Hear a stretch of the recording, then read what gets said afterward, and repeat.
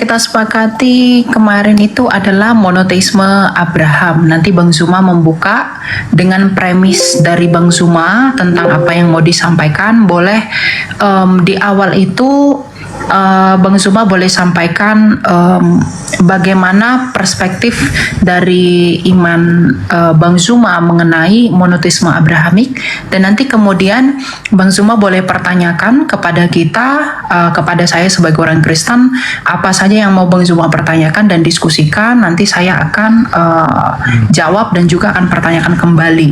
Ya, pokoknya poinnya itu adalah fokus kita itu bermuara pada monoteisme Abrahamik, ya, karena kita sama-sama mengakui bahwa kita itu percaya kepada satu Allah yang esa saja. Nah, nanti di terakhir, di part terakhir, di keenam, putaran keenam, bagian terakhir kita akan mengadakan yang disebut dengan penutupan, ya. Penutupan itu rekonstruksi. Jadi nanti Bang Zuma itu akan kasih kesimpulan dari apa yang kita peroleh pada sore hari ini. Kemudian juga nanti saya akan melakukan hal demikian. Begitu menutup, ya. Setelah ditutup nanti kita selesai. Gitu. Ada kira-kira yang mau ditambah dari Bang Zuma mengenai rule-nya atau apa gitu? Saya rasa cukup. Saya rasa cukup deh. Kalau itu sih ya sederhana, artinya 5 sesi, nanti sesi terakhir itu closing ya, masing-masing 5 menit berarti ya. Betul, betul. Jadi nanti Bang Zuma buka, nanti saya, baru Bang Zuma lagi, itu sampai 5 kali, baru nanti terakhir closing, ya. Baik. Dan closing. Dan sesuai aturan di diskusi itu, kalau closing itu tidak boleh menambah argumen lagi yang membuat orang bertanya, gitu loh. Jadi lebih kepada kesimpulan aja, itu bagaimana nanti. Oke? Baik, baik. Oke, baik, sebentar ya. Saya ready. If you good to be dulu.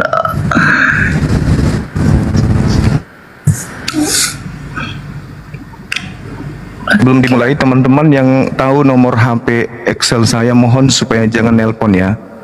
Jangan sampai nanti mengganggu gitu loh, mengganggu diskusi kami di sini. Tolong jangan nelpon dulu. Kalau nelpon nanti saya blokir 100 tahun baru saya buka. Jangan iseng, jangan suka nelpon-nelpon. Oke, sebentar ya. Oke, baik, kita mungkin boleh mulai. Bang Zuma boleh buka dengan peraturan yang kita sampaikan tadi dan premis yang mau disampaikan serta bagaimana sudut pandang teman-teman Muslim tentang monoteisme Abraham. Ya, silakan. Oke. Baik, ini timernya gimana? Soalnya saya baru. Ya. Gimana ceritanya sampai bisa tahu 5 menit gitu? Gimana caranya? Tunggu.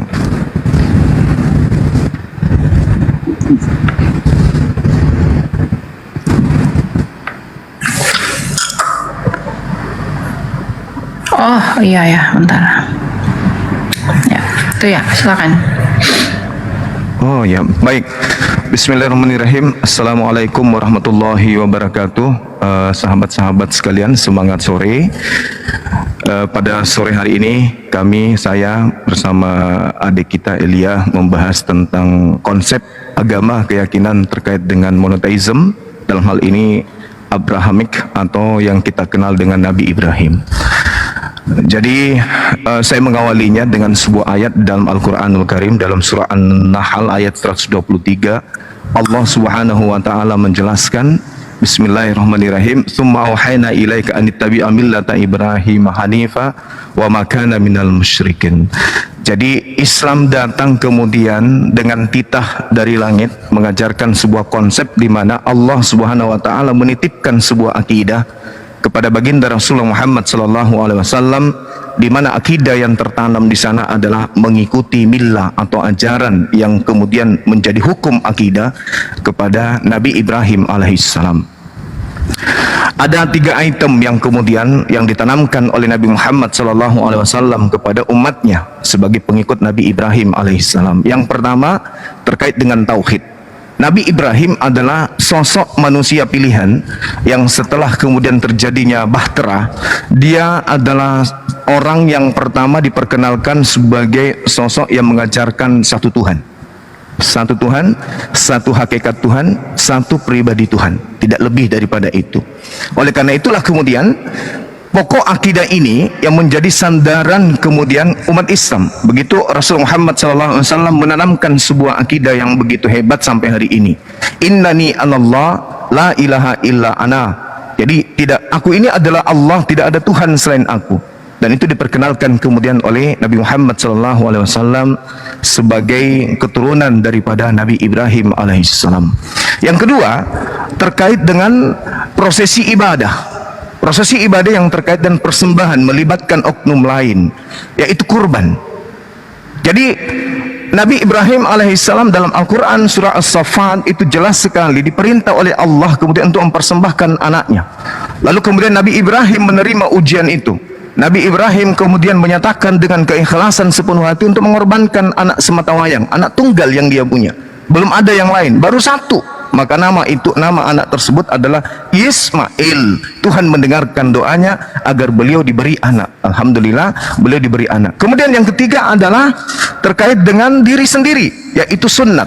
Jadi ada tiga komponen yang diajarkan oleh Nabi Ibrahim sebagai ajaran yang diwariskan kepada keturunannya. Yang pertama akidah, satu Tuhan. Kemudian yang kedua adalah kurban hewan, dan yang ketiga adalah sunat. Ini tiga pondasi yang kemudian diajarkan oleh Nabi Ibrahim sebagai agama monoteisme yang menjadi leluhur yang diajarkan kepada keturunannya secara turun-temurun sampai hari ini. Mungkin waktu saya habis ya. Ya.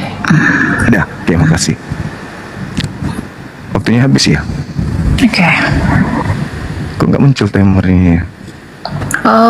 Itu masih ada 13 detik ya. Oh, masih ada 1 menit. Kok hilang? Dompet saya kok nggak ada ya? Ada itu 8. Jadi kesimpulan saya itu begitu. Kesimpulan kami, apa yang diajarkan oleh Allah melalui Nabi Muhammad SAW, summa auhayna ilaika anittabi'a millata Ibrahim. Tiga pondasi akidah ini kemudian yang menjadi acuan kami di dalam berislam, bahwa Nabi Ibrahim sebagai agama monoteisme mengajarkan terkait dengan akidah tauhid. Kemudian yang kedua adalah kurban hewan, dan yang ketiga adalah bersunat. Ini ciri dari agama Abrahamite, atau agama yang diajarkan oleh Allah melalui Abraham dan kepada keturunannya secara turun-temurun. Saya kira begitu untuk sementara. Waktunya habis ya. Masih ada. Ya, diselesaikan aja itu 40 detik lagi ada tuh. Oke. Jadi kesimpulan saya bahwa Nabi Ishak mengajarkan hal ini kepada keturunannya dari Nabi Ibrahim sampai kepada yang kita tahu hari ini mereka masih melakoni. Begitu juga Nabi Ismail alaihissalam masih menjalankan 3 poin ini kepada keturunannya. Jadi Islam berasal dari Nabi Ismail, kemudian Yahudi dalam hal ini Nasrani juga berasal daripada Nabi Ishak. Sehingga 2 agama atau 3 agama ini kemudian mengajarkan untuk menyembah satu Tuhan, melakukan pengorbanan dengan korban hewan, lalu kemudian melakukan prosesi sunat, yaitu sunat kulub, yang menjadi tradisi bangsa Arab dan bangsa Yahudi sampai hari ini. Demikian untuk sementara. Oke. Ya. Boleh diselesain teman-teman. Oke, sudah ya. Karena kalau kepanjangan nanti tambah-tambah aja waktunya mulu dia. Oke, mulai. Sip. Oke, jadi teman-teman, kita tadi sudah dengerin ya bagaimana perspektif teman-teman muslim mengenai monoteisme Abrahamik. Tapi yang perlu saya garis bawahi adalah kekristenan itu juga merupakan iman yang berasaskan dan berdiri atas nama monoteisme. Ya, coba kita lihat bagaimana pendapat dari Agustinus Martir, Agustinus dari Hippo mengenai Allah kekristenan yang satu. Ya, coba kita lihat ya. Saya coba buka. Saya buka aja pandangan monoteisme Abrahamik dari keyahudian itu sendiri. Ya. Nah, jadi kalau kita bisa mengerti di sini, kita bisa lihat data ini. Specific person the Trinity can be distinguished easily in some verses of Genesis.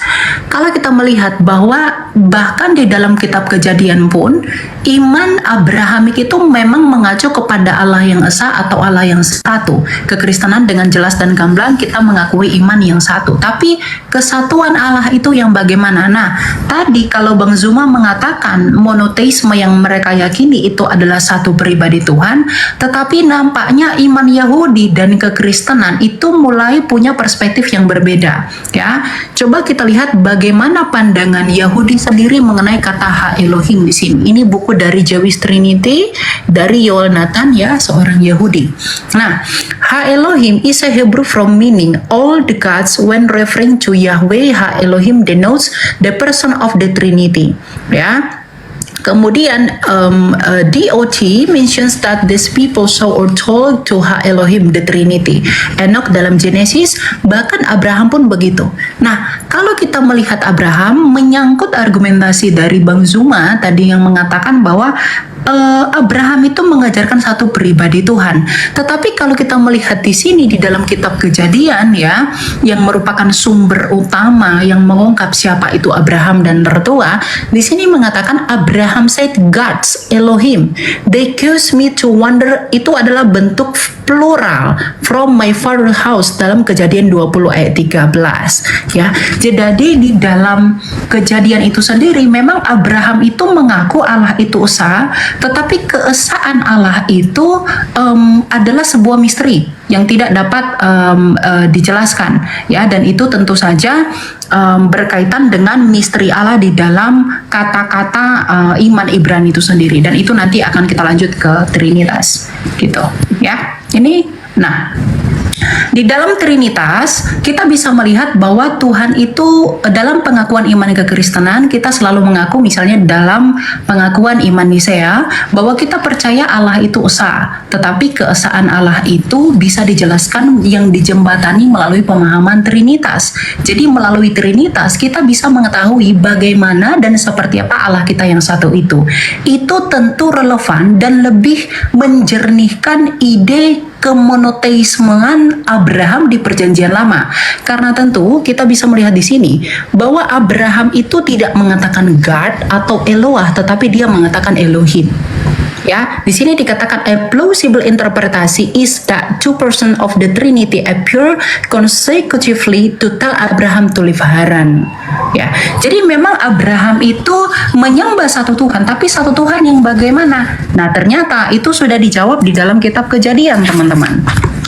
Yang mungkin nanti kita lihat, ya. Di sini dikatakan gini, pada mulanya Allah menciptakan langit dan bumi. Ada Allah yang kemudian dalam iman Kristen disebut sebagai Sang Bapa.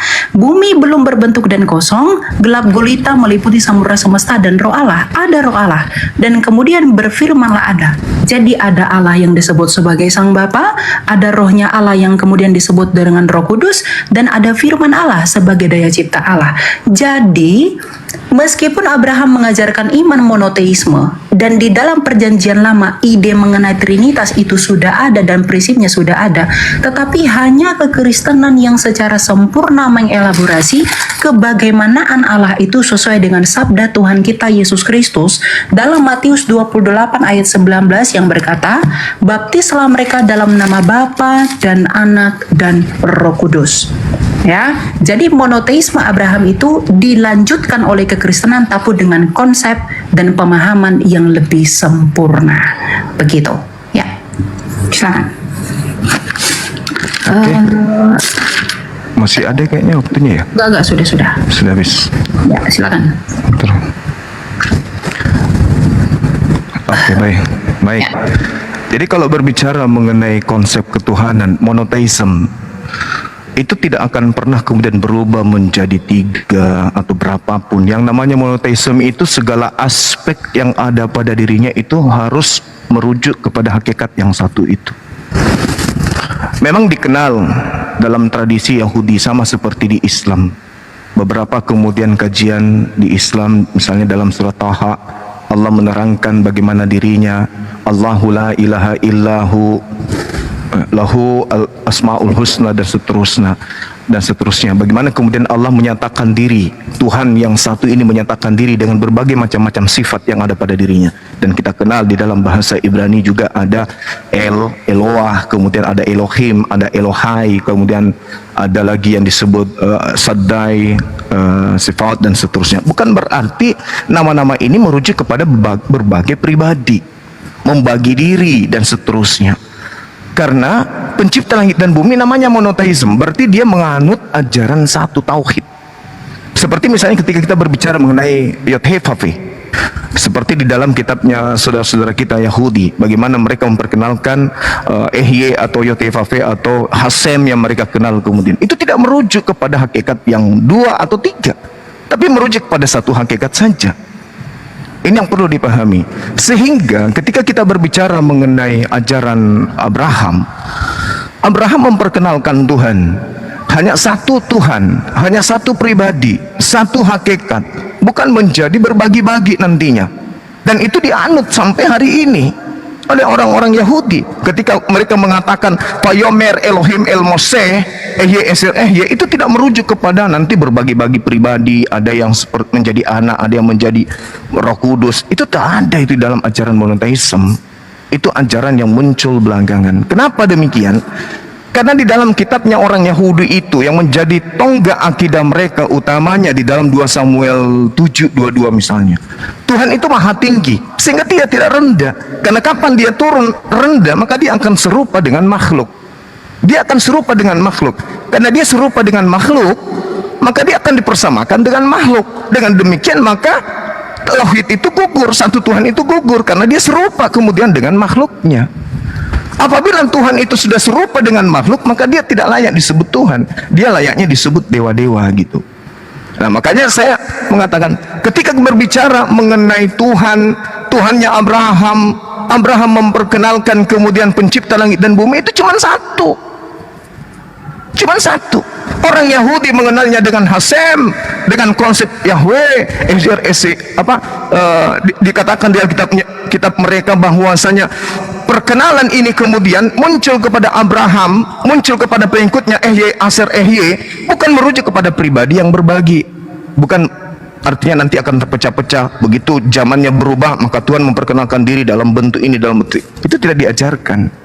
Dan itu sifatnya masih ada sampai hari ini. Nah, kembali ketika berbicara mengenai Al-Quran, Allah Subhanahu wa ta'ala begitu banyak dalilnya di dalam Al-Quran yang menerangkan bagaimana kemudian Nabi Ibrahim dan keturunannya itu beriman kepada satu hakikat ini.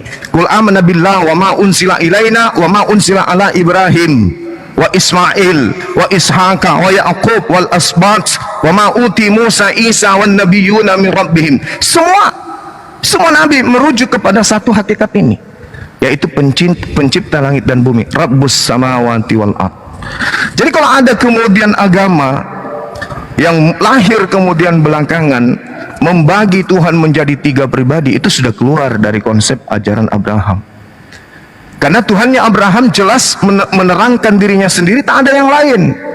Tiada Tuhan selain aku. Akulah yang terdahulu, akulah yang terkemudian. Tidak ada Tuhan yang menyertai aku, tidak ada sesuatu pun yang bersama dengan aku. Akulah sendiri, aku sendiri, tak ada yang lain. Nah, kalaupun kemudian ada terpecah, itu sifat. Maha pengampun, maha kuasa, maha suci, maha tinggi, itu sifat. Tapi merujuk kepada hakikat yang satu. Bukan berbilang menjadi objek baru, menjadi individu baru, menjadi ciptaan baru. Itu tidak ada. Konsep Abrahamic itu tidak begitu. Tapi kalau ada ini, ada Elia tadi menjabarkan seperti itu, konsep yang ditanamkan kemudian untuk dicocokkan kepada akidah. Akidah siapa? Akidah Kristen.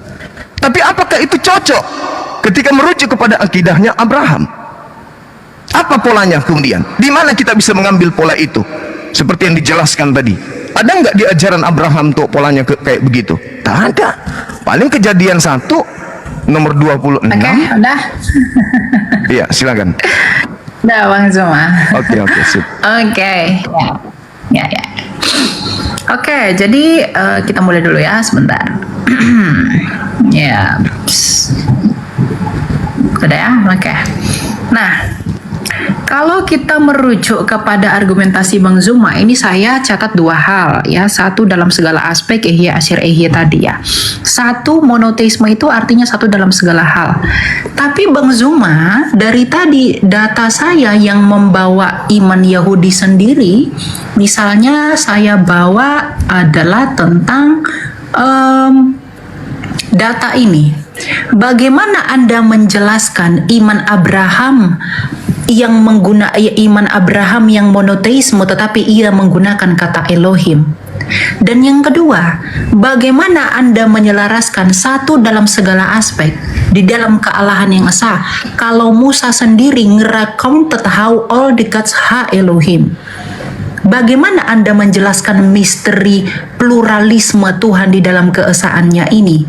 Kalau tadi Anda mengatakan bahwa dia satu dalam segala aspek. Ingat, Abraham sekalipun dia tidak menggunakan kata God, tetapi menggunakan gods. Itu artinya plural di dalam keesaan itu. Plural verb. Dan kemudian yang kedua, saya mau Anda coba bantah ini. Bagaimana Anda menjawab memra di dalam Targum? Ini Targum orang Yahudi, ya. Targum orang Yahudi ini mengatakan begini, ya. Memra selalu diidentikan dengan Allah, juga dibedakan dengan Allah, karena disebut memra yang bersama-sama dengan Allah, memramin kedem Allah. Karena itu pandangan para teolog abad lalu mencari asal-usul ideologis dalam Yohanes. Nah, bagaimana Anda menjawab kesetaraan memra dengan Elohim itu sendiri yang diungkapkan oleh Targum Neofiti dan Targum Onkelos? Ini punya Yahudi, bukan punya Kristen. Sebelum perjanjian lama ada, sebelum ide Trinitas lebih jelas ada di dalam perjanjian baru, iman Yahudi sudah secara misteri mengungkapkan kebagaimanan Allah yang satu. Makanya tidak menggunakan kata Yahid, melainkan kata Ehad. Nah, bagaimana Bang Zuma dengan argumentasi satu dalam segala aspek itu mampu mempertanggungjawabkan klaim ini terhadap iman Yahudi sendiri, bahwa itu juga di dalam Targum. Kemudian yang kedua, bagaimana juga Anda mempertanggungjawabkan dengan klaim yang tadi? Misalnya, Abraham itu tidak menggunakan kata God, yang artinya satu tunggal secara mutlak, tetapi gods atau Elohim, yang penuh misteri di dalamnya. Nah, ini yang harus Bang Zuma jawab. Berikan saya literasi untuk menjelaskan ini, bahwa kata gods di sini itu melingkupi kepada satu pribadi dan satu kemutlakannya tanpa penjabaran. Nah, kemudian yang kedua itu mengenai ehye. Nah, di sini Bang Zuma salah mengertikan ehye asyir ehye. Ehye asyir ehye ini itu adalah nama atau covenant name, nama perjanjian dari Tuhan, bukan proper name dari Tuhan. Nah, sekarang saya mau tanya ke Bang Zuma, kalau memang Tuhan di perjanjian lama ini menggunakan namanya sebagai ehye asyir ehye, dalam Septuaginta ini disebut dengan ego eimi. Nah, kenapa Tuhan Yesus menyebut dirinya ego eimi? Bukankah kalau Yesus itu dengan Bapa itu tidak satu hakikat, mungkinkah Yesus itu berkata bahwa dia adalah ego eimi? Lagi pula yang paling jelas, ketika Tuhan Yesus mengatakan ego eimi, orang Yahudi ingin menyalibkan Yesus dan ingin membunuh Yesus karena dengan berkata ego eimi, Yesus menyetarakan diri dengan Allah. Nah, jadi bagaimana Bang Zuma itu bisa menjawab dan membantah argumentasi iman Yahudi itu sendiri dengan klaim tadi satu dalam segala aspek? Kalau Bang Zuma katakan itu hanyalah konsep. Kalau tadi Bang Zuma katakan itu adalah konsep, tentu itu tidak konsep. Kenapa? Karena sebelum Tertullianus memperkenalkan Trinitas, tadi saya sudah tunjukkan bahwa Trinitas di dalam kitab Kejadian ini sudah dijelaskan dengan gamblang. Nah, jadi saya mau bagaimana Bang Zuma mempertanggungjawabkan monoteisme Abrahamik itu dimutlakkan satu dalam segala aspek, berkaitan dengan klaim Abraham itu tidak menggunakan God tetapi gods dan Elohim. Dan yang kedua, bagaimana Anda menjawab bahwa ehye asyir ehye juga ternyata digunakan oleh Tuhan Yesus. Yesus juga menggunakan ungkapan keilahian. Kalau dia tidak sehakikat dengan Bapa, mungkinkah Yesus menggunakan ehye asyir ehye yang dalam bahasa Yunani disebut ego eimi yang juga dipakai Tuhan? Dan buktinya juga orang Yahudi ingin menyalibkan Yesus dengan menyebutkan ego eimi. Begitu. Coba bagaimana penjabarannya? Silakan. Gitu ya. Sudah selesai. Silakan Bang Zuma. Oke.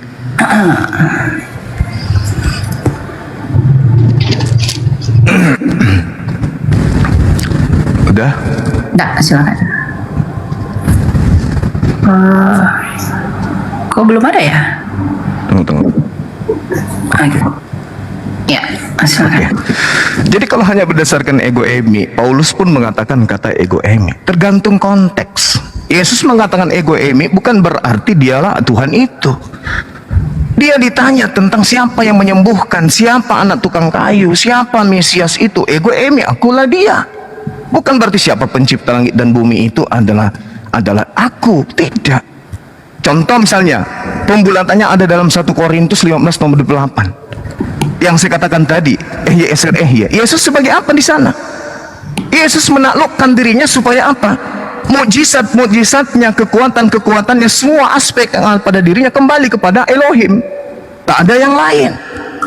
Sama seperti ketika di dalam Al-Quran diterangkan dengan sangat jelas bagaimana Allah Subhanahu wa taala, "Ma arsalna min qablika mir rasulin illa nuhi ilahi annahu la ilaha illa ana fa'buduni." Bukan berarti kami merujuk kepada jamak dalam arti kata Tuhan itu banyak. Bukan berarti ketika Elohim, kata imbuhan him di situ merujuk kepada banyak meninggalkan kata Eloah yang tunggal, bukan.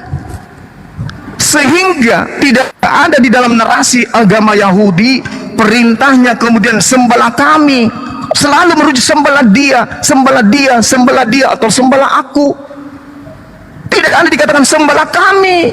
Tidak ada. Tapi ketika Tuhan menyatakan keagungannya, selalu menggunakan kata jamak itu, Elohim. Nah, yang perlu dipahami kemudian oleh saudara kita ini, oleh adik Elia, di dalam perspektif bahasa Ibrani, dalam bahasa Arab, dalam kaitannya dengan Tuhan, sifat Tuhan atau nama Tuhan itu merujuk kepada apa yang ada pada diri Tuhan. Yahuwahu, dalam bahasa Ibrani Yodhefafi, dalam bahasa Ibrani Elohim, dalam bahasa kami bahasa Arab Allahumma. Bukan berarti merujuk kepada Tuhan yang banyak. Ketika dikatakan kemudian Al-Eli, kemudian kami juga menyatakan Ali, Al-Ali, itu merujuk kepada Allah. Eloah merujuk kepada Allah. Kemudian ketika berbicara mengenai Elohai, kami mengatakan Ilahi. Kemudian dikatakan Al-Qadir, orang Yahudi menyebutkan Al-Saddai. Bukan berarti Tuhan itu rame. Ini sifat yang melekat pada diri Tuhan. Jadi kata Elohim itu bukan berarti Tuhan itu jamak, Tuhan itu banyak. Kalau saudara ini membawa orang Yahudi, saya rasa itu hanya perspektif gereja aja. Orang Yahudi hari ini tidak menyembah Tuhan banyak. Shema Israel, Adonai Eloheinu, Adonai Ahad. Qul huwallahu ahad. Di mana Yahudi mengajarkan 3 pribadi Tuhan? Sekte apa lagi itu yang ada di Yahudi mengajarkan 3 Tuhan? Itu hanya pandai-pandaian orang Kristen mengolah data, mengatasnamakan Yahudi, tapi Yahudi tidak mengenal konsep Trinitas, Tritunggal, Trimurti, itu tidak dikenal. Itu pandai-pandaian kalian mengolah data, Tuhan Yahudi itu begini, tidak. Kata Elohim di dalam Islam itu setara dengan kata Allahumma. Bukan berarti Allah itu banyak. Itu sifat keagungan Tuhan menerangkan tentang dirinya. Abraham tidak dibingungkan dengan konsep Tuhan. Satu di antara semua yang ada itu hanya dia, yaitu hakikat ahad. Qul huwallahu ahad. Dialah Tuhan. Semuanya merujuk kepada hakikat yang satu itu. Tidak bisa lebih. Sementara dalam konsep agama Kristen muncul belakangan niru-niru agama Roma, agama Yunani, agama Hindu, 3. Itu yang perlu dipahami dengan baik. Jadi perspektif apapun yang kemudian dibangun untuk mengatakan ego emi, menyatakan Yesus adalah sehakikat, tidak bisa. Yesus itu makhluk. Yesus mau dikenal makhluk oleh orang-orang yang ada sekitarnya. Dia hanya ingin dikenal sebagai manusia. Ketika di dalam Kisah Para Rasul 22 nomor 8, siapakah engkau? Apakah engkau Tuhan? Yesus menjawab apa? Aku Yesus manusia dari kota Nasaret. Kenapa dia nggak jawab aku Elohim? Karena dia sudah di alam roh, dia sudah di langit, katanya sudah di surga. Harusnya dia menjawab aku adalah Elohim. Tapi apa? Aku manusia. Apa itu gugur ego emi? Itu artinya aku manusia, anak Maria, tukang kayu, anak si tukang kayu, seorang Mesias yang diurapi, yang diutus sebagai rasul. Bukan berarti ego emi itu merujuk kepada Tuhan itu sendiri. Aniho, tidak. Bukan seperti itu. Tapi kita akui Kristen ini agama dari Roma Yunani yang memang konsep pengajaran dewa-dewa, banyak dewa nusul menjadi manusia. Saya kira begitu. Terima kasih. Silakan. Oke. Kita coba diakhiri, Bang Juma. Sudah? Akhiri ya. Tunggu. Bukan ya. Sorry, saya baru PK juga ini soalnya. Siap. Dua putaran tadi ya. Ini kedua ya, berarti ya. Kita sisa 3 lagi, nanti penutup sekali. Oke, kita mulai.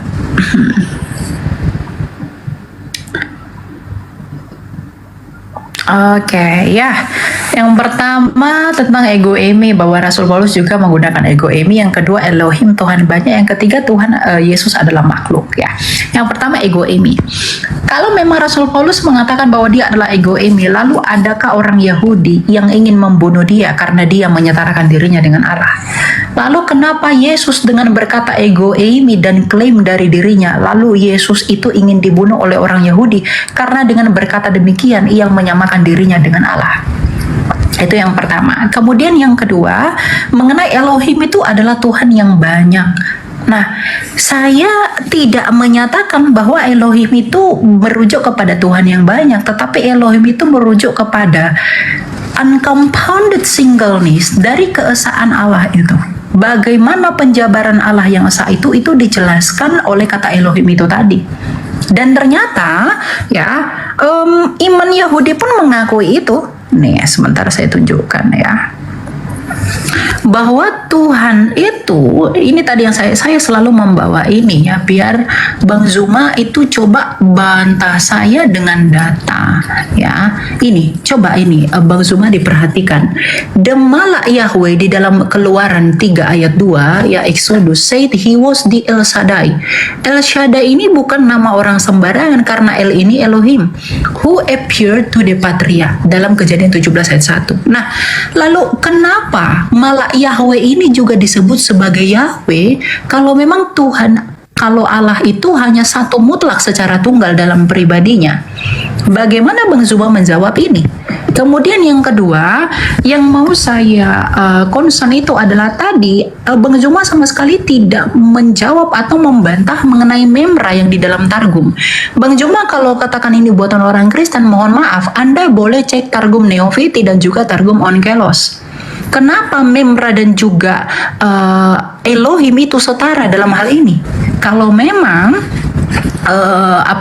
memra dan Elohim itu tidak setara, lalu kenapa di dalam Targum itu dikatakan setara? Dapat dibedakan, tetapi satu dalam hakikat dan itu setara. Ya, memra ini adalah bahasa Aram dari firman, dan ternyata iman Yahudi ini digenapi di dalam iman kekristenan dengan sempurna. Pada mulanya adalah firman, firman itu bersama-sama dengan Allah, dan firman itu adalah Allah. Firman itu hakikatnya adalah Allah. Maka iman kekristenan ini yang muncul belakangan dari iman Yahudi itu menggenapi tulisan-tulisan yang ada di dalam misteri iman Yahudi. Artinya iman kekristenan itu menjadi solusi atas misteri kebagaimanaan Allah yang masih terbayang-bayang di dalam perjanjian lama. Nah, makanya kalau tadi Bang Juma katakan Yesus itu adalah makhluk, Yesus itu adalah firman Allah yang menjadi manusia, Yohanes 1 ayat 14. Nah, kalau firman itu adalah Allah, dan kalau firman itu bersama-sama dengan Allah, dan firman itu adalah Allah, artinya kami itu memonoteisme Allah. Coba kalau Bang Juma saya tanyakan, kalau misalnya firman Allah itu bukan Allah, apakah firman Allah itu kekal? Kalau firman Allah itu kekal, berarti kalau firman Allah itu bukan Allah, berarti ada berapa yang kekal? Ada 2 yang kekal. Berarti sebenarnya bukan monoteisme. Kalau firman Allah bukan Allah, tapi iman kekristenan dengan sempurna, firman Allah adalah Allah. Artinya kami memonoteismekan Allah. Kalau di dalam iman Bang Zuma, firman Allah bukanlah Allah, dan firman Allah itu kekal dan Allah itu kekal, ada berapa Allah? Berarti ada lebih dari satu Allah. Ya, jadi coba bagaimana Anda menjawab pertanyaan saya tadi, dan juga bagaimana konteks ketika Kristus itu mengakui dirinya sebagai ego eimi lalu orang membunuh dia. Rasul Paulus bukan orang yang mau dibunuh. Rasul Paulus dulunya adalah pembunuh. Ya, makanya iman kami Trinitas itu sama sekali tidak berbicara tentang jumlah-jumlah Tuhan. Itu dibuktikan dari apa? Ini. Ya, tulisan dari Yohanes dari Damaskus di abad ke-7 yang menentang Saracen. Ya, ini dikatakan the Trinitarian belief of John of Damascus. Yohanes dari Damaskus, faith is the true part of his like work of his founder Naulesus, which has written around 743 after day. Ya, nah jadi bagaimana Bang Zuma bisa menjawab ini? Jadi klaim yang tadi Bang Juma sampaikan ternyata itu berbenturan sendiri dengan literasi keyahudian itu sendiri. Coba saya mau data yang menentang memra dalam Targum ini. Dan tentang prinsip linguistik ini tadi yang saya bawa, iman Abraham ini. Ya. Coba ini dijelaskan bagaimana menilainya. Gitu. Ya, silakan. Udah. Ya. Sudah ya? Oke, sebentar. Oke, terima aja. Iya, baik. Jadi kalau dalam hal yang saudara saya katakan itu, dalam Targum itu, sederhana bagi kami umat Islam. Innama amruhu ita arada syai'an ayyakula lahu kun fayakun. Mazmur 33 nomor 9. Itu datanya. Saya nggak perlu nunjukkan. Yesaya 55 nomor 11. Itu terjawab semua. Tuhan ketika ingin mengadakan pribadi baru di luar dirinya, cukup berfirman. Memberi perintah semuanya jadi. Memberi titah semuanya ada. Mazmur 33 nomor 9. Begitu juga dalam Al-Quran. Innama amroh, ketika Allah punya urusan ingin mengadakan sesuatu, cukup mengatakan jadi. Yesaya 55 nomor 11. Segala yang keluar dari Tuhan tidak akan kembali dengan sia-sia sebelum yang keluar dari mulutnya itu terjadi. Tuhan menginginkan Maria hamil. Tuhan cuma berfirman. Gabriel datang ke wanita itu, aku mau dia hamil, melahirkan anak. Jadi pada mulanya adalah firman, pada mulanya adalah keinginan ide Tuhan bersama-sama dengan Tuhan. Itu sifat. Tapi Yesus ini bukan firman. Yesus ini daging. Firman itu menjadi daging, jedar, jadi daging dia. Siapa bilang bahwa Yesus itu firman? Tidak. Yesus sebelum jadi daging pada mulanya adalah firman. Alam semesta ini sebelum jadi bumi pada mulanya adalah firman. Tuhan menciptakan segala sesuatunya dari firman. Jadi tidak ada kemudian asas yang bisa kita anulir dalam logika sehat. Yesus itu firman. Matius 4 nomor 4. Manusia hidup bukan dari daging saja, dari roti saja, tapi dari setiap firman yang keluar dari mulut Tuhan. Firman keluar dari mulut Tuhan. Gabriel sampaikan ke Maria, aku ingin dia hamil. Yesus adalah firman yang keluar dari mulut Tuhan. Makanya Yohanes 1 nomor 14, firman itu telah menjadi daging. Jadi Yesus. Itu yang pertama. Kemudian yang kedua, ketika saudara adik ini mengatakan, mana dalilnya Yesus Paulus ingin dibunuh? Banyak bergejibun dalam kitab saudara. Kisah Para Rasul 23 nomor 12. Orang-orang Yahudi bersumpah, mereka tidak mau makan, mereka tidak mau minum sebelum membunuh Paulus. Karena Paulus mengajarkan sesuatu yang bertentangan dengan akidah mereka. Mereka bertentangan. Kisah Para Rasul 21. Paulus kemudian bertobat dari mengajarkan akidah Kristen, akidah Trinitas. Itu ada dalilnya, lengkap dalam kitab saudara sendiri. Kemudian menurut catatan saya, Yohanes 1 nomor 1 yang tadi udah selesai. Kemudian ketika berbicara mengenai Yesus, kenapa dia ingin dibunuh? Yesus klarifikasi seketika itu juga. Apa kata Yesus? Stop. Yohanes 10. Bukankah di dalam kitab Tauratmu dikatakan siapapun yang diserahi tugas untuk menyampaikan firman, maka dia adalah Allah. Yesus mengaku Allah karena dia penyampai firman. Bukan berarti Yesus itu adalah Allah itu sendiri.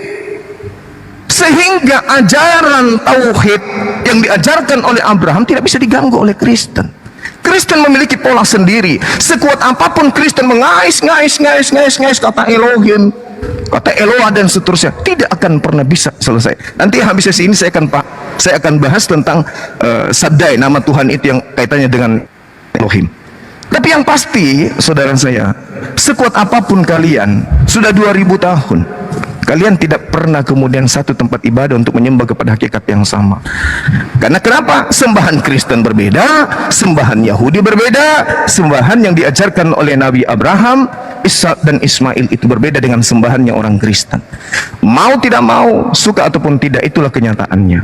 Nah, kemudian apa bukti pembedanya? Ya tadi itu, Yesaya 10 nomor 6, pencipta langit dan bumi yang mereka sebut dengan Hasem, yang kami sebut dengan Khalik, itu tidak serupa dengan makhluk.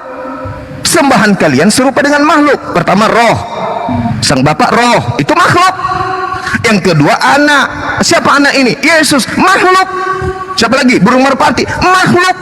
Sembahan kalian makhluk, sembahan kami bukan makhluk. Laisa kamitslihi syai'.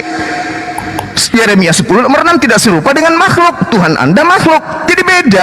Sekuat apapun saudara saya ini sekolah sampai di angkasa pun tidak akan pernah bisa sampai pada level penyembahan ajaran Tuhannya Abraham. Karena Tuhan yang Abraham sembah itu berbeda dengan Tuhan yang disembah oleh orang-orang Kristen. Itu harus dipahami. Tuhan kalian adalah roh, sementara Tuhannya Abraham bukan roh. Saya kira begitu ya, Ade Elia. Oke, ya. Coba kita apa ya? Coba diselesain sudah ya, Bang Juma diselesain dari situ. Coba. Oh, udah selesai ya? Ya, diselesain dari situ. Oke, saya mau. Sorry. Ini diterima ya. Oke, sip. Oke, ya. Jadi saya mencatat beberapa poin ya. Tuhan itu cukup berfirman untuk menjadikan segala sesuatu. Betul, Bang Zuma. Ya, firman itu adalah yang menginisiasi di dalam diri Allah. Bang Zuma harus belajar, berfirmanlah Allah. Berfirman itu kata kerja. Kata bedanya adalah firman. Ketika bersepeda, berarti kita bersepeda menggunakan sepeda. Dan ketika berfirmanlah Allah, berarti Allah menggunakan firman-Nya. Nah, dan firman ini kata benda, itu adalah nomina. Nah, jadi kalau Bang Zuma katakan dia cukup berfirman menjadikan segala sesuatu, betul. Makanya di dalam Yohanes 1 ayat 3, tidak ada segala sesuatu yang diciptakan tanpa firman. Dan Yesus itulah sang firman.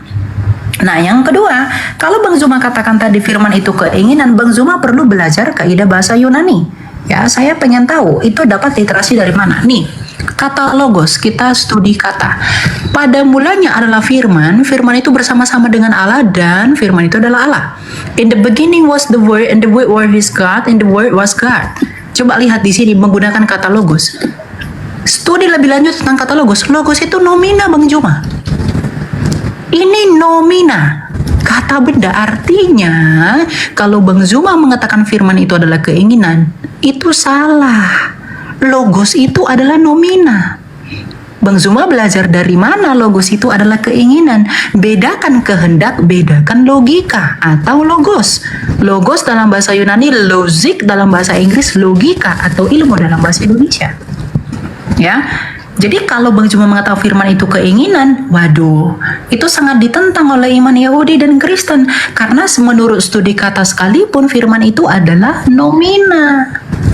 Ya, coba bantah saya, data saya yang menunjukkan bahwa firman itu adalah keinginan. Coba nanti ditunjukkan kepada saya itu dari mana. Kemudian firman itu menjadi daging. Berarti dia bukan lagi firman, dia menjadi daging. Loh, ketika Bang Zuma percaya firman Allah menjadi kitab yang Bang Zuma sebut dengan Al-Quran, apakah Al-Quran itu tidak lagi adalah firman-Nya Tuhan? Apakah firman Tuhan di dalam kitab itu menjadi hilang karena dia menjadi buku? Kalau di dalam iman Bang Zuma firman menjadi kitab, di dalam iman kami firman menjadi manusia, apa bedanya? Coba nanti Anda sebutkan perbedaannya pada hal apa? Gitu ya. Jadi untuk menutup kebingungan, kalau Bang Zuma bilang firman menjadi manusia, itu bingung sekali firman itu. Lalu bagaimana dengan imanmu firman menjadi buku? Itu juga perlu dijawab. Ada dua tugas Bang Zuma di sini. Yang keempat, Yesus penyampai firman. Loh, kalau Yesus penyampai firman, coba lihat dalam Yohanes 8 ayat 24. Ya, apa kata Yesus di sini? Kamu berasal dari bawah, aku dari atas. Kamu dari dunia ini, aku bukan dari dunia ini. Jadi Yesus adalah penyampai firman yang bukan dari dunia ini. Ini ucapan Yesus sendiri.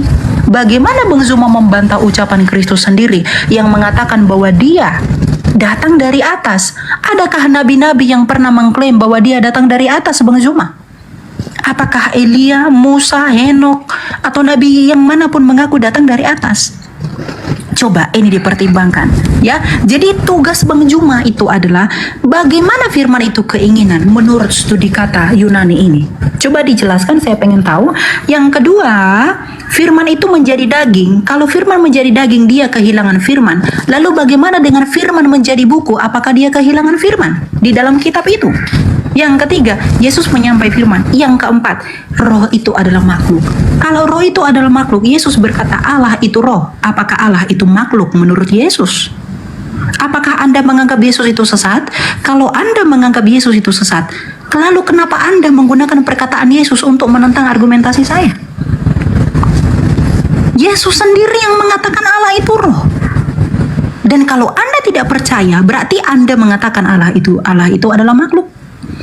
Dan Anda di satu sisi menggunakan ucapan Yesus untuk membantah saya, tapi Anda sendiri juga membantah ucapan Yesus. Bagaimana Anda menjelaskan ketimpangan pemahaman Anda tentang klaim Anda ini?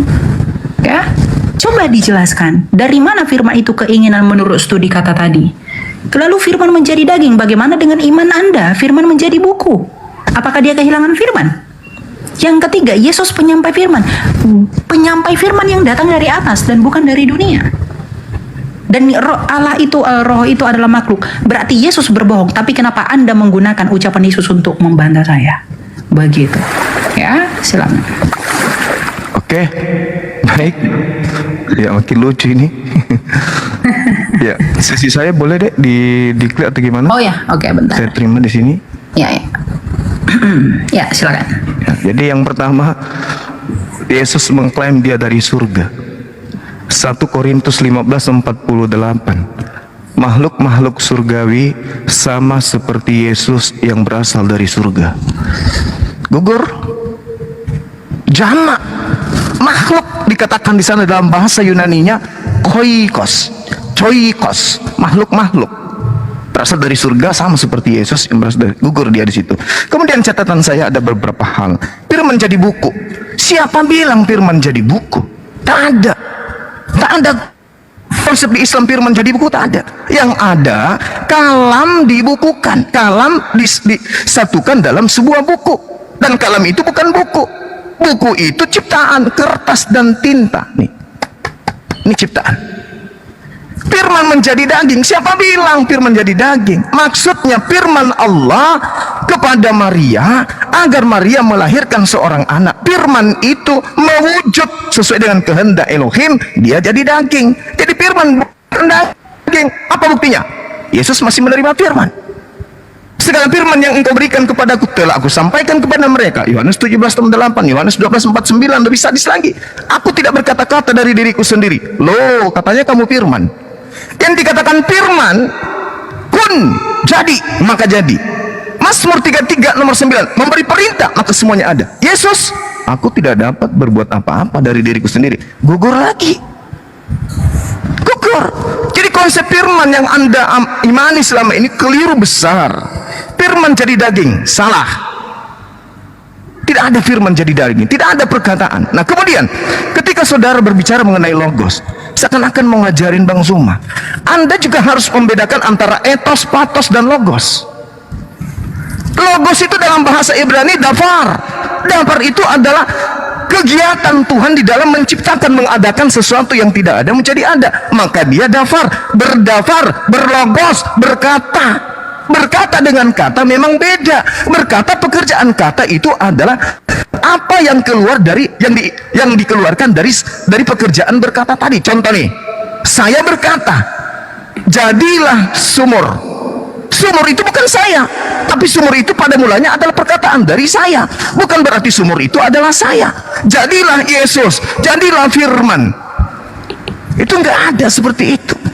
Makanya kalau saudara saya ini mengambil Yohanes 1 nomor 3, tidak ada sesuatu yang ada selain daripada dia, selain daripada yang sumber, termasuk Yesus. Contoh, Yohanes 1 nomor 3, ketika Anda mengorek, teruskan ke bawah di data nomor 14 ya. Firman itu telah menjadi daging. Maksudnya, ide Tuhan itu benar-benar tercipta menjadi makhluk Yesus.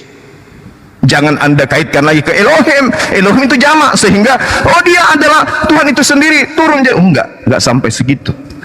Ajaran Ibrahim tidak seperti itu.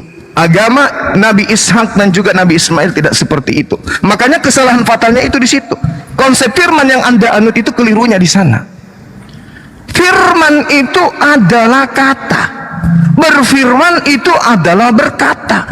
Ketika Tuhan hendak mencipta, mengadakan sesuatu di luar dari dirinya, maka Tuhan cuma berkata, cuma berfirman.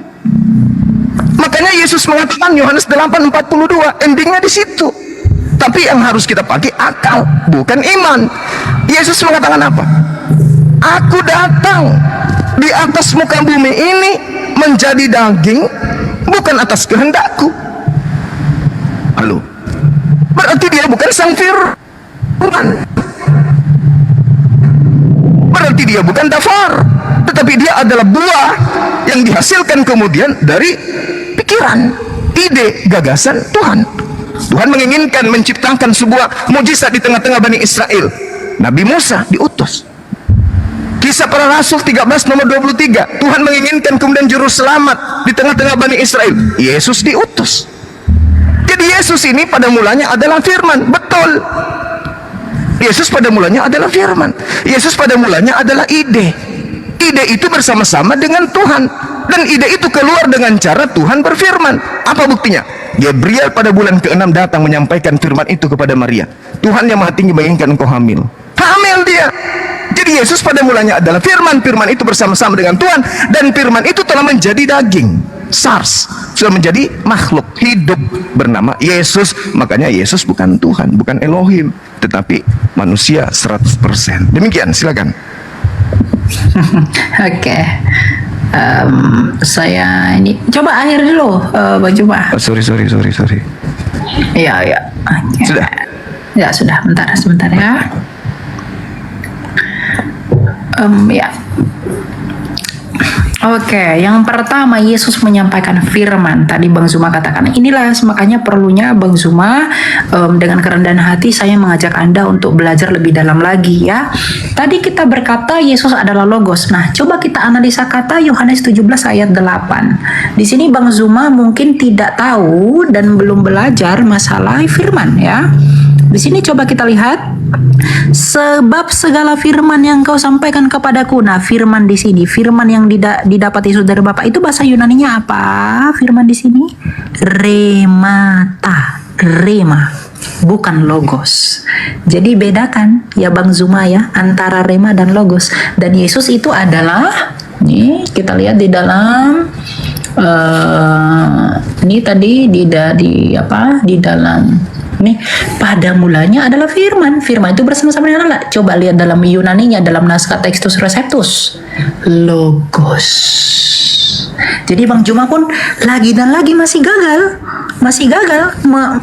Yesus menyampaikan firman, yang disampaikan itu bukan logos, tapi yang disampaikan itu adalah rema. Nah, yang kedua, perkataan saya itu bukan saya. Tadi Bang Juma mengatakan begitu menyangkut Yesus sebagai ide ilahi. Nah, lalu yang menjadi pertanyaan saya, bukankah idenya Bang Zuma itu lahir dari Bang Zuma? Katakanlah saya tidak melihat wajah Bang Zuma, dan saya mendengar firmannya Bang Zuma yang menjadi suara. Artinya saya bisa mengenal Bang Zuma melalui firmannya Bang Zuma yang menjadi suara. Nah, kita pun bisa mengenal Allah yang tidak kelihatan melalui firmannya yang menjadi manusia. Dia tidak kelihatan, maka dia memperkenalkan dirinya dengan imanen atau kelihatan ke dunia. Sebab Yesus adalah gambaran Allah yang tidak kelihatan. Kolose 1 ayat 15. Nah, masalah Yohanes 1 ayat 3, dia itu ciptaan. Mohon maaf, coba kita lihat dalam Yohanes 1 ayat 3. Kita baca dengan teliti. Pada mulanya sudah ada firman. Firman itu bersama-sama dengan Allah, dan firman itu adalah Allah. Ia pada mulanya bersama-sama dengan Allah. Segala sesuatu dijadikan melalui firman, dan tanpa firman tidak ada suatu pun yang telah jadi dari segala yang telah dijadikan. Kalau firman itu ciptaan, Bang Juma, kalau firman itu adalah diciptakan, bagaimana mungkin Allah menciptakan ciptaan melalui ciptaannya? Kalau firman itu tidak di dalam diri Allah, Sang Bapa yang Esa itu, bagaimana mungkin hal itu bisa terjadi? Artinya, argumentasi Bang Juma pun saling kontradiksi. Di satu sisi Bang Juma mengakui firman itu di dalam Allah, di satu sisi Bang Juma mengatakan firman itu ciptaan. Berarti di dalam diri Allah yang bukan ciptaan ada yang ciptaan. Itu juga masih salah. Itu logika falasi. Bagaimana Bang Juma menjelaskan kesalahan itu? Ya, jadi kalau firman itu Bang Juma katakan adalah ciptaan, berarti di dalam diri Allah. Tadi Bang Juma mengakui ya bahwa ide itu keluar dari Bapa, ide itu keluar dari Allah. Berarti Anda mengakui bahwa di dalam diri Allah ada ciptaan. Masa ciptaan ada di dalam diri Allah yang kekal? Dan ketika firman itu menjadi manusia, Bang Juma perlu tahu dia tidak bertransubstansiasi. Yang tadinya Allah berubah menjadi manusia. Seperti nasi menjadi bubur. Ada bubur, nasinya tidak ada. Bukan begitu. Tapi dia dalam hakikat keilahiannya, dia menambahkan kodrat manusia. Sama seperti Bang Juma tadi. Kalam yang dibukukan. Oke, kami pun bisa mengatakan kalam yang dimanusiakan. Tidak ada yang salah. Karena dia menjadi itu bukan berubah substansi Bang Zuma, tetapi dia itu menjadi menambahkan kodrat. Jadi kalau Bang Zuma mengatakan kami tidak mengimani itu, kalam itu menjadi, kalam itu dibukukan, kami pun berkata kalam itu dimanusiakan. Ya. Jadi dari tadi argumentasi saya yang bertabrakan, argumentasi Bang Zuma yang bertabrakan tetap dibantah dengan argumentasi juga yang belum jelas. Coba tadi dari studi kata logos di sini, ya, di atas ini kata logos nomina. Bagaimana mungkin Anda mengatakan ini keinginan? Mohon maaf, Bang Juma belajar bahasa Yunani dari mana? Di sumber literasi Yunani mana logos itu adalah keinginan? Kalau itu keinginan Bang Zuma, berarti itu akan bertabrakan dengan itu sebagai ide ilahi yang di dalam. Ya. Jadi Yesus itu adalah firman Allah dan dia kekal di dalam diri Allah, maka itu adalah Allah. Itulah monoteisme yang sejati yang menjelaskan kebagaimanaan Allah yang esa itu. Ya, itu coba dibantah dulu dengan data ya. Ya, silakan Bang Juma. Mohon siapa tidak nelpon dulu teman-teman. Oke. Ya. Ini Gimana? kenapa? Gimana Dek? Saya masuk ke sesi berapa ini? Kenapa ya ini saya tunggu sebentar. Ada masalah di apa?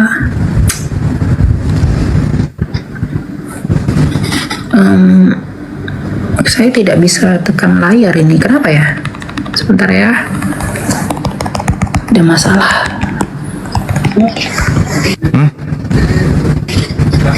Sebentar ya. Oh gitu. Jadi sesi keberapa ini? Ini mau penutup kayaknya.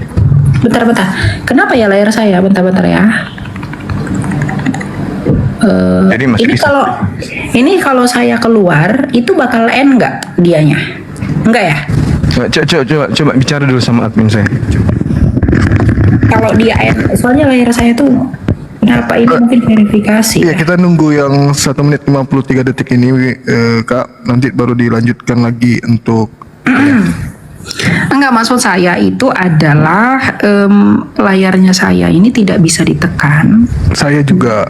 Jadi kita tunggu selesai ini yang putaran kemana. Layarnya Bang Zuma juga nggak bisa ditekan ya? Iya benar. Kita Oh ya selesaikan sudah, aja di ya 1 udah menit. ditunggu aja kalau gitu. Baik. Ya oke, ya udah, kita tunggu aja ya. Ini apa nanti bisa? Oke. Gitu ya. Jadi itu poin-poin yang saya mau highlight dari poinnya Bang Zuma tadi. Ya, biar jangan blunder. Oke. Ya. Saya sebenarnya penasaran ya bagaimana Bang Zuma itu mengatakan itu keinginan dari studi kata Yunani. Coba nanti saya pengen tahu ya. Itu bagaimana? Iya, jadi kalau berbicara mengenai logos, rema, logos itu merujuk pada sifat yang melekat, kemampuan daya cipta Tapi yang ini ada pada diri. nomina Bang. Dia bukan akusatif atau datif atau genitif. Terus kalau rema, Kalau rema itu juga coba kita lihat ya. Saya buka di sini ya. Itu dia. Jadi pembedanya itu cuma di situ antara rema logos itu di situ. Coba nih, coba lihat Bang. Di sini rema itu juga nomina, tapi dia Nah, itu dalam dia makanya. artian perkataan. Perkataan, bukan ucapan, ya. lisan. Nah, kalau logos, Ya, betul. Kalau logos itu yang mendasari perkataan itu, yang menyebabkan nah, perkataan itulah itu yang ada. saya katakan sifat tadi. Itu adalah Itulah yang logos. saya katakan sifat. Jadi ibaratkan mulut, itulah mulut. Sementara rema itulah yang keluar dari mulut. Itu maksud saya. Antara logos dan rema. Ini kok nggak bisa seperti tetap itu. ya? Ayo kita mulai lagi. Masih nggak bisa nggak sih? Tidak bisa ya? Jadi Masih gimana? belum. Oh, Layarnya juga ketutupan. Sebentar, kalau saya turun dulu gimana ya? tinggal diterima, Dek. Udah kayaknya Iya, kirim. ini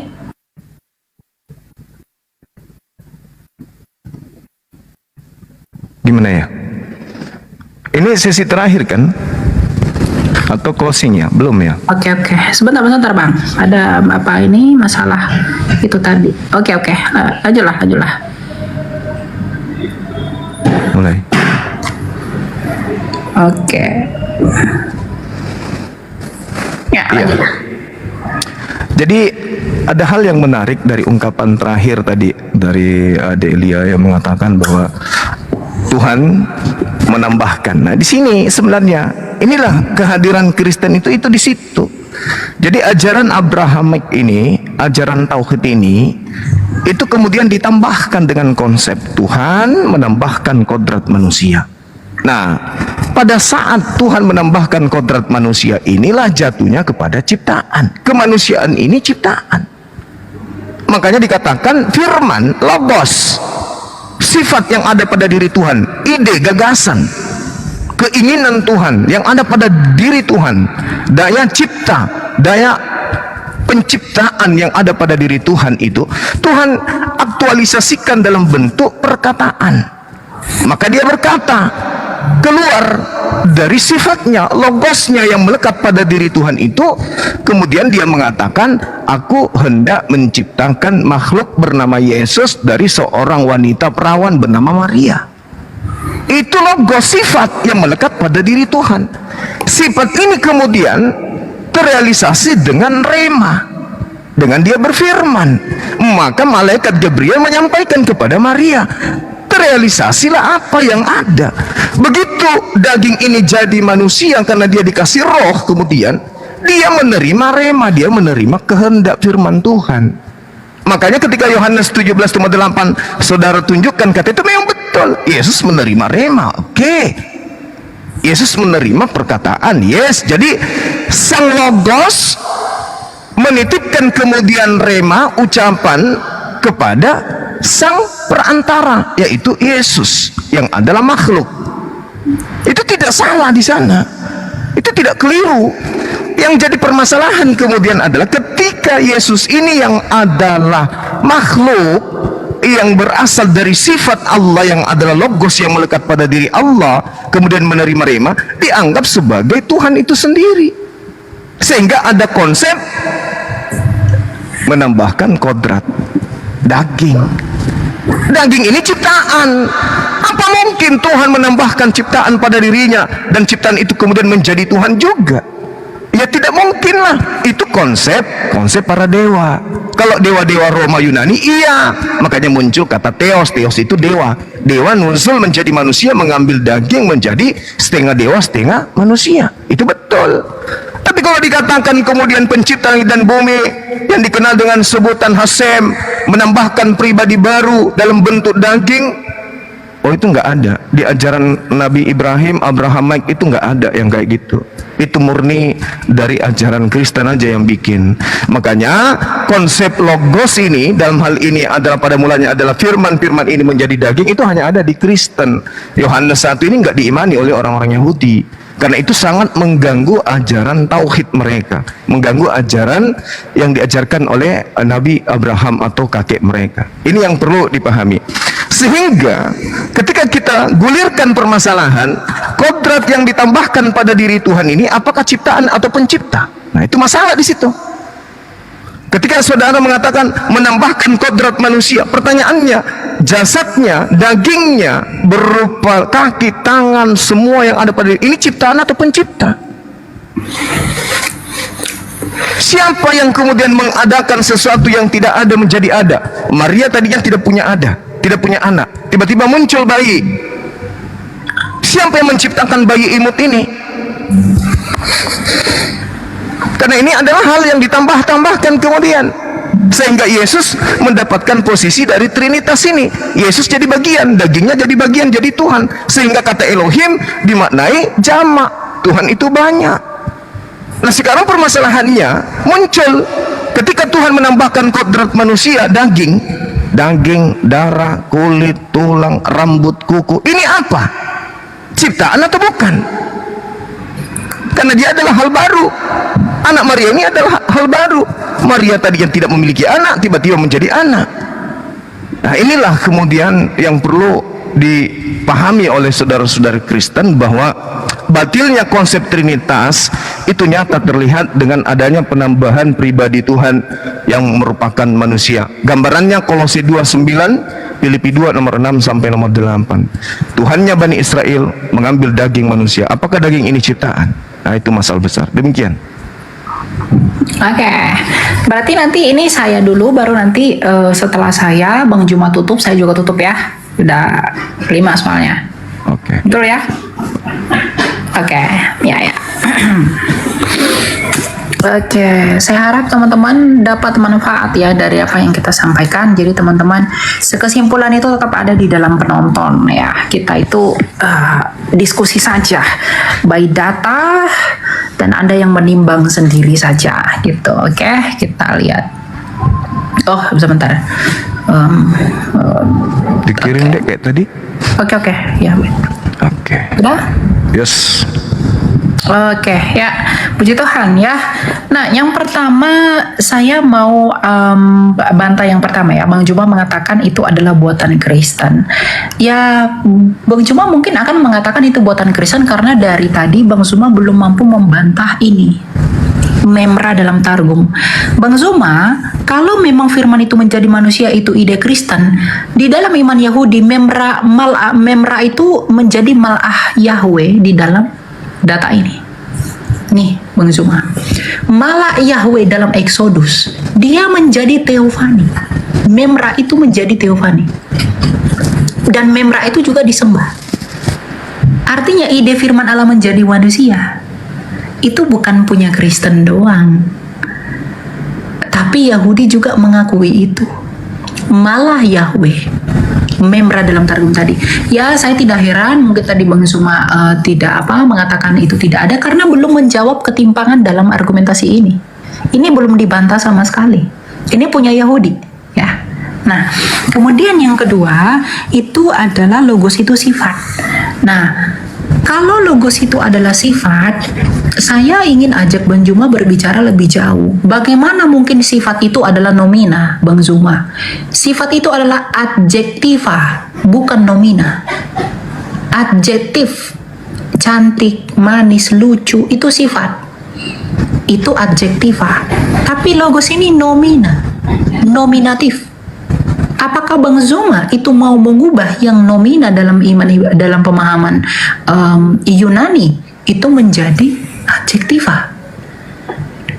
Makanya dari tadi saya pengen Bang Zuma itu sebenarnya tunjukin kepada saya di mana data yang menunjukkan logos itu adalah adjektiva. Saya pengen tahu. Saya sudah menunjukkan literasi saya, logos itu adalah nominatif. Bentuk genitifnya logo, bentuk akusatifnya logon, bentuk datifnya logo. Jamaknya pun, nominatifnya pun menyerap kata tunggalnya logoi. Sama seperti theos menjadi theoi. Ya, theos itu nomina dan nominatif jamaknya adalah theoi. Nah, lalu kenapa begitu? Bagaimana Bang Zuma menjawab ini?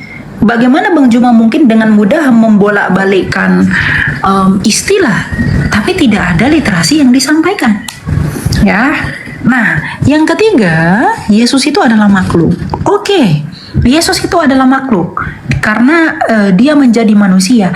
Dia bukan transubstansiasi, Bang Zuma, Tadi saya sudah jawab bahwa ketika Bang Zuma percaya kalam itu dibukukan, maka kami pun percaya kalam itu dimanusiakan. Kalau itu berkaitan dengan ide ilahi, firman itu adalah ide ilahi, yang mau saya pertanyakan adalah, apakah ide itu yang di dalam diri Allah itu bukanlah Allah sendiri? Karena ini, logos itu adalah akal budi. Akal budinya Bang Zuma, bukankah Bang Zuma? Lalu akal budinya Allah, bukankah Allah? Pasti Allah. Jadi logika dan nalar yang relevan itu dielaborasi oleh Rasul Yohanes, Santo Yohanes. Pada mulanya sudah ada firman-firman itu bersama-sama dengan Allah. Firman itu adalah Allah. Karena di dalam Allah, bukan di luar Allah. Ya, jadi ini tadi tugasnya itu sebenarnya yang tidak dijawab itu sebenarnya adalah masalah memra ini. Bang Zuma itu mengatakan itu buatan Kristen, firman menjadi manusia. Lalu bagaimana? Memra ini lebih parah loh. Memra itu menjadi malah Adonai loh. Malah. Ini dalam Jewish Trinity Yuval Nathan. Ini boleh nanti dicari. Menjadi teofani nih. Apa bedanya? Nah, di sini coba lihat. According to the Malachi Federations, nothing won't do patriarchs knew as Yahweh has to identify the Father in Genesis. Only the post-Sinaitic Yahweh's narrator dan Musa knew that the Son and the Spirit were Yahweh.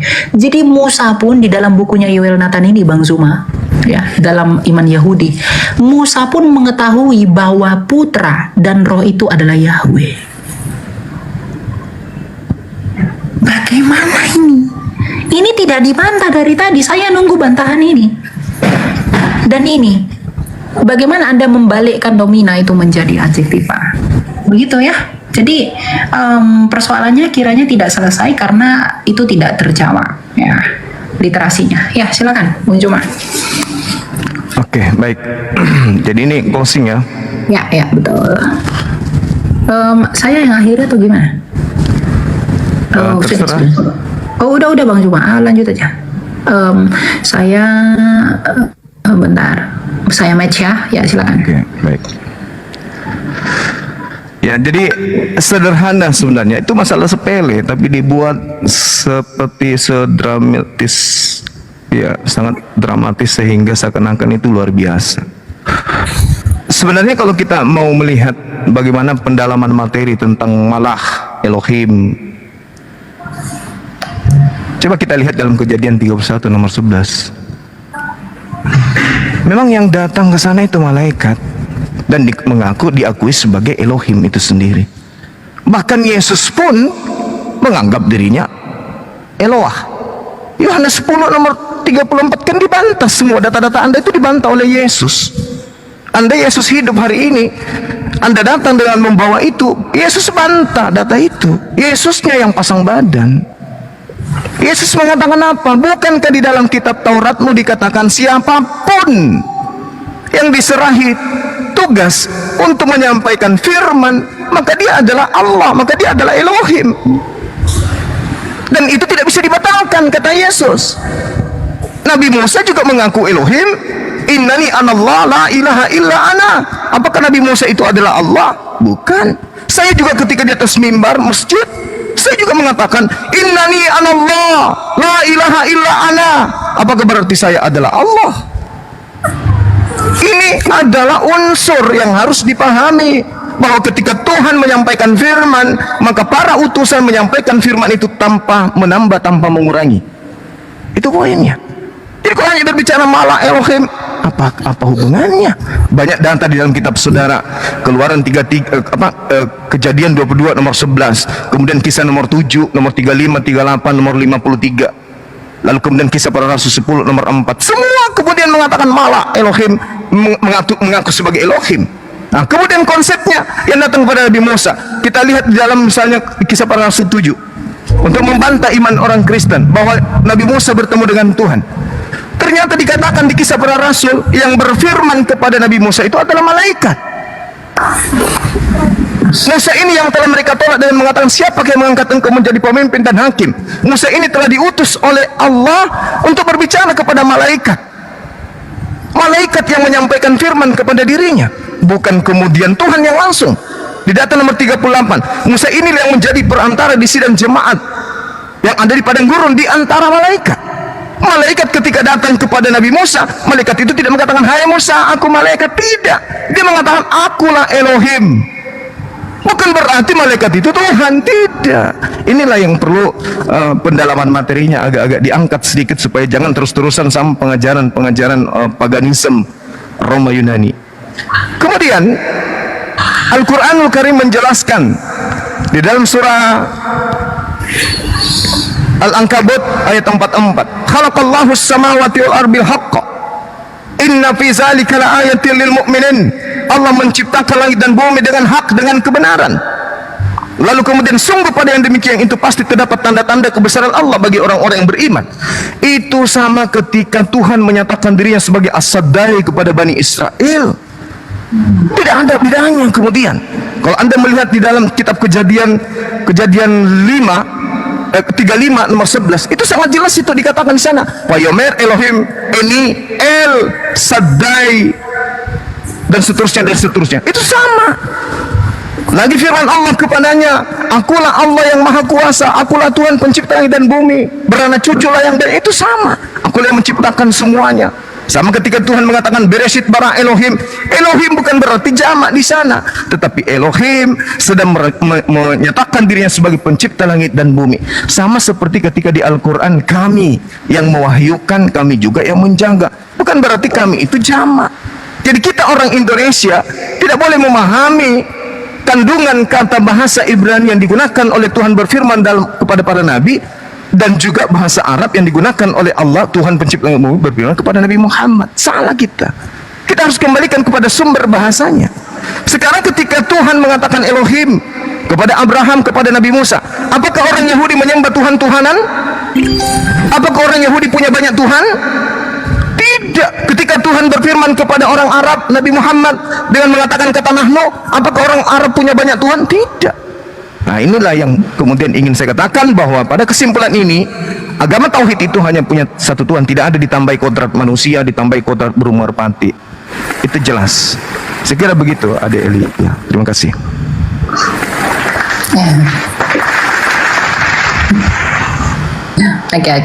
Oke.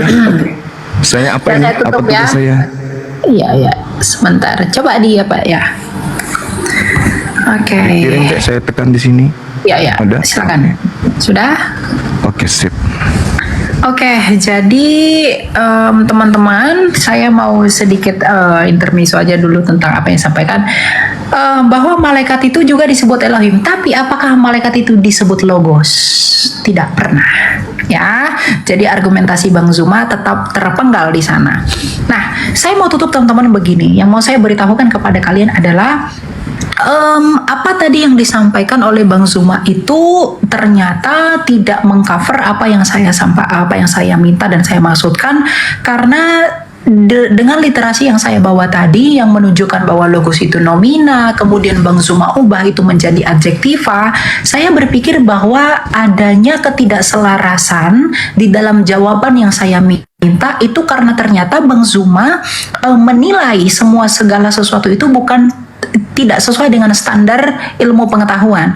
Misalnya tadi yang nomina diubah menjadi adjektiva, yang tadinya di dalam diri Tuhan sebagai kompetensinya itu diubah menjadi sifat, dan lain sebagainya. Ya, begitu. Jadi ya tidak masalah ya. Itu hanya mungkin Bang Zuma masih sampai di sana. Nah, yang mau saya kesimpulkan itu dalam iman kekristenan teman-teman. Tadi kita sudah melihat bahwa Abraham, Musa, dan lain-lain itu telah melihat bahwa Tuhan itu memang esa. Iman Kristen pun dalam pengakuan iman Nisia Konstantinopel mengatakan, aku percaya kepada satu Allah yang esa, yakni Sang Bapa. Ya, lalu Trinitas ternyata itu menjawab tentang penjabaran misteri Allah kita yang satu itu. bagaimanakah Allah kita yang satu itu dan seperti apa Dia.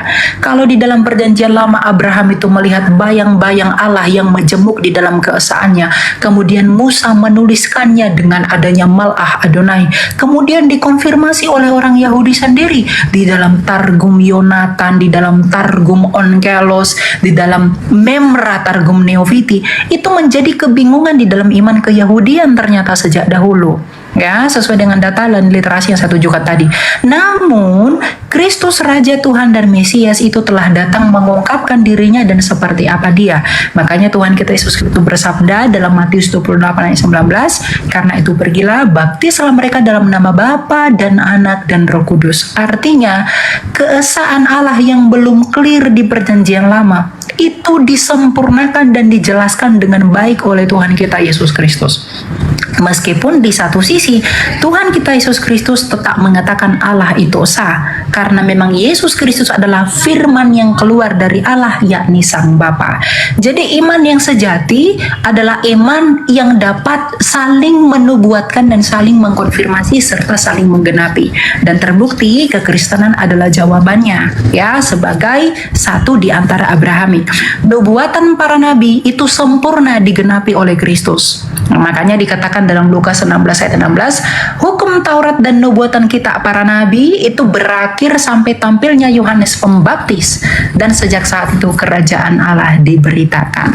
Maka Kristus dalam ide dan juga pondasinya sebagai firman Allah dengan pengajarannya yaitu Trinitas, itu memberikan kita pemahaman bahwa Allah yang satu dan esa di perjanjian lama telah selesai digenapi dan selesai dijabarkan dengan sempurna melalui Trinitas yang kemudian diteruskan oleh bapak-bapak apostolik dan bapak-bapak gereja melalui gereja Katolik yang kudus, gereja Ortodoks, dan juga gereja-gereja berikutnya.